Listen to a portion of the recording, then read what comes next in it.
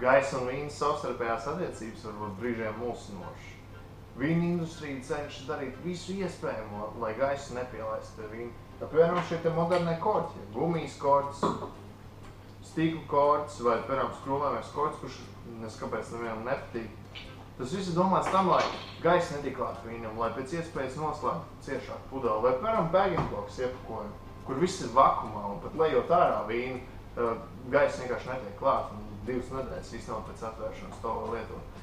No otras puses, cilvēki izmanto dekanterus vai milzīgas glāzes, kurās viņi virpina vīnu un cenšas to gaisu pēc iespējas vairāk dabūt iekšā. Vai, piemēram, ir cilvēki, kas pat atver vīnu 2 stundas pirms tā dzeršanas, kas īstenībā dažiem vīniem ir absolūti nepieciešams. Kāpēc?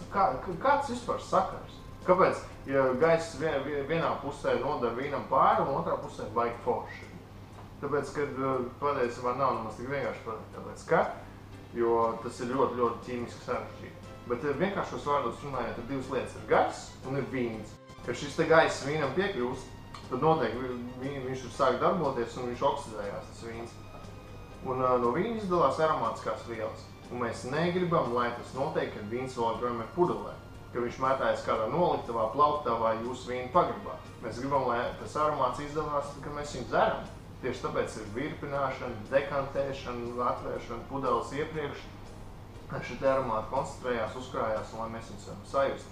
Bet ja viņi iziet kaut kāda iemesla pēc ārā no tā vīna ātrāk, un, piemēram, pudelē korķī kaut kāds bojājums un gaisa ticis klāt, kas tur paliek pāri, nu, bez tā aromāta, tur ir tikai alkohols, skābe un cukurs. Tas pēc kā nesmāk, vēl negaršo, vai ne? Diezgan vienkārši īstenībā. Priekā!